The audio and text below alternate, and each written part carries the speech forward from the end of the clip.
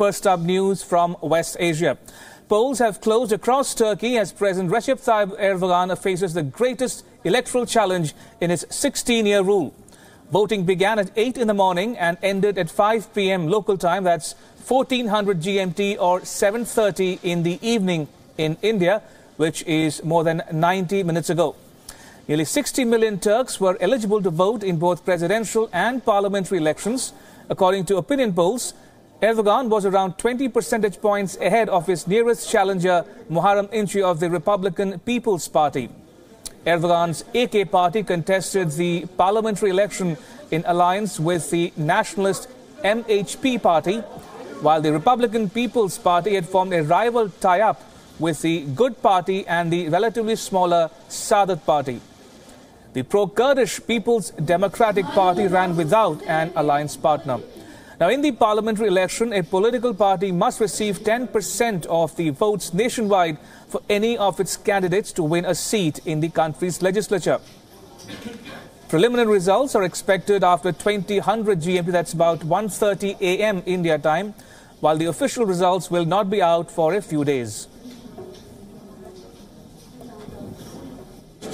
Şu anda bu seçimle beraber Türkiye adeta bir demokratik devrimi gerçekleştiriyor. Başkanlık sistemine geçişimiz ilk defa tabii ki bizlere nasip oluyor. Başkanlık sistemiyle birlikte artık Türkiye muasır medeniyetler seviyesinin üstüne. Meanwhile, the main opposition party has complained that there were many polling violations, mainly in the southern part of the country. President Recep Tayyip Erdogan's main challenger, Muharrem İnce's Republican People's Party, or the CHP as it is known in Turkey, alleged inconsistencies in some provinces that went to the polls.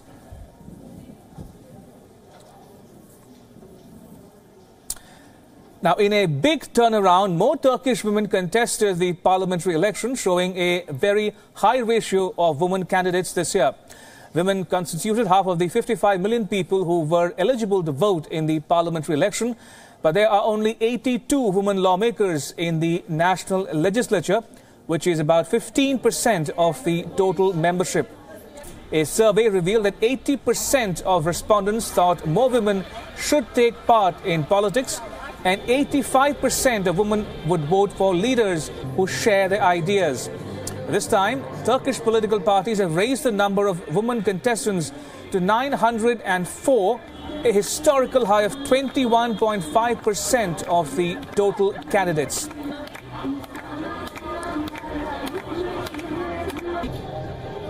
AK Parti iktidarı döneminde de Türkiye çok değişmiş. Yani ben sahaya inince bunu daha yakından gördüm. Açıkçası biraz evlerimizde otururken daha eleştirel bakıyoruz bir sürü meseleye ve küçük bir sürü kırgınlıklar, olan biten olaylardan yola çıkarak büyük resmi, büyük olanı, sahada olanı görmekten imtina ediyoruz. Elbette, çünkü kadının çalıp da giremediği hiçbir kapı olmaz. Dolayısıyla siyaset yapması da yapması için de bir avantaj aslında. Ve ben özellikle kadınların sadece parlamentoda değil, sokakta da siyaset yapmasını önemsiyorum. Now, Turkish voters have mixed feelings about the polls which concluded today, but a general sentiment is that of hope that what happens for the best. Let's have a listen in to what Turkish citizens have to say about today's election. What I expect is for power to be given to those who will rule this country, hoping that it will be done using democratic rights, without any manipulation. We hope for what is best for the country, that the citizens, the nation will make the right decision. We do not want that to happen again. We do not want that power to remain. We are hoping that these elections go well, peacefully. What we hope for Turkey above all is for a better guarantee of peace, that we can all live in fraternity with good understanding. For me, that's the basis of everything. I wish this was a possibility. We hope that the best person for our country, our nation, whoever it is, wins. Of course, our people's preference has clearly been the same for a while. Now once again, it's them who will decide where we'll go. For me, that's a good democracy. Yine halkımız karar verecek. Güzel bir demokrasi şöleni olacak diye tahmin ediyorum. All right, I have three special guests joining me on this discussion tonight. Ömer Anas, an Indian national who works as an assistant professor at the Ankara Yildirim Beyazıt University. Also joining me from Istanbul is Meryem İlayda Atlas, a journalist and columnist with the daily Sabah newspaper. Also, Ikram Edi Gizelde, analyst, who joins me live again from Istanbul. Thank you all, gentlemen, and the lady for joining me on the discussion. If I can come to you, Ömer Anas, first, I'll come straight to the point. You wrote recently that the AKP's main anxiety is the declining value of lira.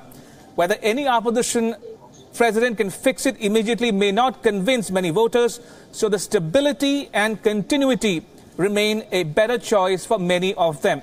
So my question to you is the following. Is this election about Erdogan or the economy or both?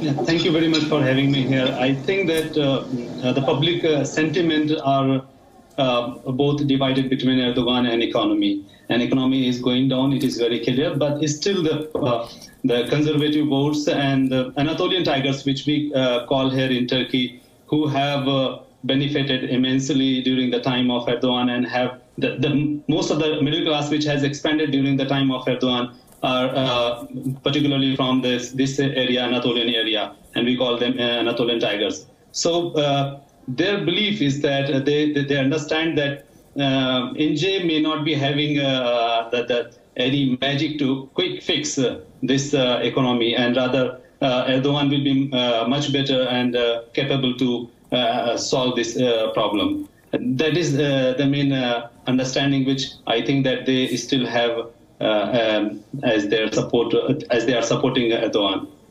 All right, coming to you now, Meryem. It's been, 90 minutes and counting since the elections, since polling closed in Turkey. Now, I don't want to second guess what the results might be, but I want to ask you another pointed question. You wrote not so long ago that the opposition, sincerely or not, seems to have finally understood that every election campaign needs to take the religious majority in Turkey into account. We go on to say that cold-blooded Westernism displayed by a minority despite the wider society can no longer dominate Turkish politics. Why did you write what you wrote in this column of yours? Well, I think that the opposition candidates coming from secular, Kemalist or far-right origins using religious items, religious or public display of their religiosity, culture of piety is something very positive for me too, because Turkey is a Muslim majority country. Of course, we have non-Muslims or we have some atheists, secular people, but the majority of people call themselves as Muslims, and it is not something where that a politician displays in public sphere his or her affiliation, religious affiliation. It has to be normal in a country, but it wasn't.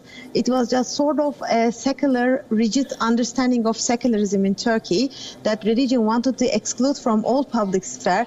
Now in this campaign, so this kind of piety and champion of pious, who will be the champion of pious, has become an issue in the Western media. This is the reason why I wrote my column, because I wanted to claim that when President Recep Tayyip Erdogan displays a sort of religiosity in publicly, they called him as Islamist, radical, like sort of connection with Hamas or something, but they didn't think that this was something normal. But when it happened to the opposition leaders, then they welcomed that, okay, now there is at least someone fortunately come and can take the voters of the conservative people. All right, point well taken, Meryem. If I can come to you now, Ikram Edi. Now, this election seems to be all about Erdogan. Now, I want you to spare a moment for the opposition candidate. Now, Muharrem İnce is a physics teacher. He has secularist credentials. He draws large crowds. He's promised to lift the emergency. He's promised to end the persecution and prosecution of journalists and civil society members alike. He has promised to roll back the presidential powers. In your estimation, do you think Muharrem has it in him to push Erdogan into a second round vote? That we think about that possibility is already a success of the opposition, because when Erdogan announced the elections in April, everybody thought that this is a very easy win for him because the opposition was unprepared. There wasn't even a candidate of the CHP and of two of the other opposition parties. Ince was a real surprise in this election campaign because he seems to attract not only the typical CHP voters who are between 20 and 25% of the population, but also people beyond the militants of that party who voted in the past also for the CHP. If there is a chance for a second round on 8 July, then the result is difficult to imagine, because if the others from the election alliance who run with the CHP in the parliamentary elections then will vote majoritarian for Ince, the result can be very close. So nobody thought in April that that would be a possibility. Now it is a possibility. All right, Omer Anas, now looking back at 16 years of Erdogan's rule, what do you think is it that makes him tick, makes Erdogan tick? Is it the way he makes a virtue of his political incorrectness, just the way probably a Trump does in the US or a Viktor Orban does in Hungary or a Putin in Russia? So what's your estimation of Erdogan as the leader who's ruled Turkey for the better part of 16 years? Well, I will not be tempted by the popular comparison and parallel which are being drawn between Erdogan and Trump and Putin and sometime with Prime Minister Modi. I think that these parallels are completely, mostly invalid, because every leader is a product of his own socio-political and socio-economic situation. In this sense, I think that President Erdogan, if you see that he is still the background in which he has come into Turkish politics, the economic problem which were very prevalent in 2002, and before that the religious state of religious freedom in Turkey, and many social and economic problems we are having, and Erdogan came and he fixed. So the trust of people is there, and plus Erdogan's organizational capability is still, I think, unmatchable, because he is still having so much control on his political on party as well as on political pulses of the country. So it's still his political capability to mobilize support in his favor and to mobilize people in his favor is still very much strong, and that is why that we have seen that the kind of public rallies he has addressed in this election, they have been attended by a very large number of people, just like the last rally of Muharrem İnce was also well attended. So similarly, I think that President Erdogan is still having a fair chance, but still this time three main problems which he has faced in my assessment are that number one, perhaps his campaigners have undermined the power of social media. Number two, I can understand that there is sense of disenchantment among the young generation, especially the teenagers. And also, I think that the kind of urbanization which has taken place in Turkey is very rampant, very prevalent. And Erdogan's main supporters was coming from rural areas and the middle class and lower middle class people. So these three factors are still Erdogan's negative points, I think. All right, fair point. Miriam, if I were to ask you, is the rise of Erdogan an inevitable consequence of the rise of nationalism in Turkey? And what might that mean for Turkey, the region, and the world at large? Well, rise of nationalism is something new, but rise of Erdogan is something old, because we are talking about 16 years, and first two terms of Erdogan was the campaigns of Erdogan in his first terms was talking about liberal values, European Union accessions, a huge support from many of the secular and liberal portions of the society. Nationalism has come after mainly terrorist attacks from Daesh, from PKK, and then after mainly the failed coup attempt in July 15. Yes, you are right. In last 2 years, there is a high level of nationalism in the discourse of Turkey, and the MHP, the Nationalist Party, and AK Party's alliance, the People's Alliance, is based on nationalism. It seems like that, but this is something new for 2 years, for 3 years, based on the security and terrorism concerns. All right, and very quickly, if I can come to Ikram Edi one last time. Now, when we talk about Erdogan, we cannot but talk about the criticism of his administration in terms of civil liberties, in terms of human rights, in terms of media freedoms, in terms of rule of law. What might this election mean for Erdogan and the policies, his policies going forward? If Erdogan wins the election and will be the president under this new system that is really tailored towards him and gives one person omnipotent powers over the legislature, over the executive and the judiciary, then Erdogan's policies won't change. And he will continue in this confrontational way because that's how he won the past elections. And the only time he had problems in 2015 was when it was not so confrontational. So if today or on 8 July he will win with a majority in parliament, then this policy of authoritarianism and pressure on the opposition will surely continue. All right, on that note, Omer Anas in Ankara, Meryem and Ikram Edi in Istanbul, thank you all for joining me on the discussion. Appreciate it.